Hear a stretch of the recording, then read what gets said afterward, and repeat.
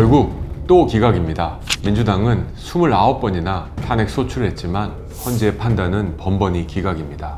이재명 대표와 민주당 최근 위장 우클릭으로 조롱받고 원치도 않은 통합을 한동안 외치더니 다시 내란 선동으로 돌아왔습니다.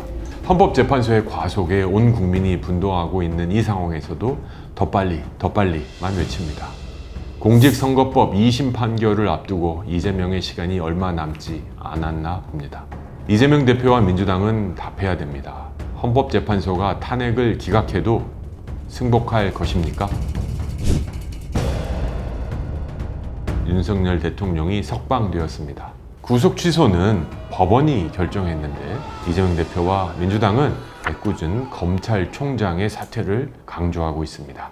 윤석열 대통령 당선 이후 3년이 안 되는 시간, 대통령 탄핵에 이어서 한독수 권한대행도 탄핵, 임명된 지 이틀밖에 안 된 방통위원장도 탄핵, 해야 할 일 하겠다는 감사원장도 탄핵, 이재명 대표 수사하는 일선 검사까지 탄핵, 검찰총장까지 탄핵되면 딱 30번째입니다. 그 결과는 어땠습니까? 헌법재판소 판결 족족 기각입니다. 탄핵 심판 과정 동안 직무가 정지되면서 국정 운영은 마비되고 있습니다. 대통령 탄핵이 기각되면 헌법재판소도 이제 탄핵할 겁니까? 윤석열 대통령 석방 이후에 이재명 대표와 더불어민주당은 도로 내란당으로 돌아왔습니다. 민생과 통합을 외치며 이어오던 위장 대선 행보는 조급했는지 이제 끝이 났습니다. 전투태세, 전쟁태세에 돌입한 민주당에게 민생은 다시 뒷전입니다. 친명계 의원들과 강성 지지자들의 목소리만 커지고 있습니다. 이재명 대표에게 민생과 통합은 없습니다. 윤석열 대통령의 탄핵 심리 너무 조급하지 않습니까? 헌법학의 최고 권위자 중 한 분인 허영 명예교수까지 헌법재판소의 절차상 하자를 설득력 있게 지적하는 상황입니다. 그런데 민주당은 닥치고 빨리 선고나 하라고 합니다. 지금은 헌법재판소의 시간입니다. 그들의 주장처럼 내란이 명백하다면 헌재 판결을 조용히 기다리면 될 일입니다. 그런데도 이재명 대표가 더불어민주당이 왜 이렇게 조급한가?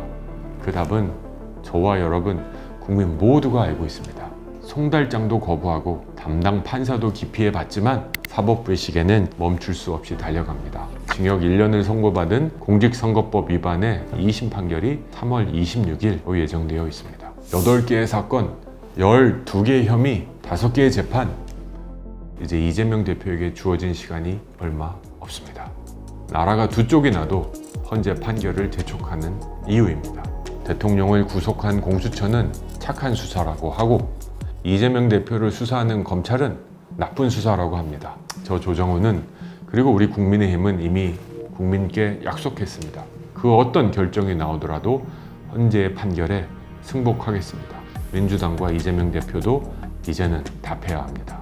탄핵이 기각되더라도 헌재 판결에 승복할 것입니까?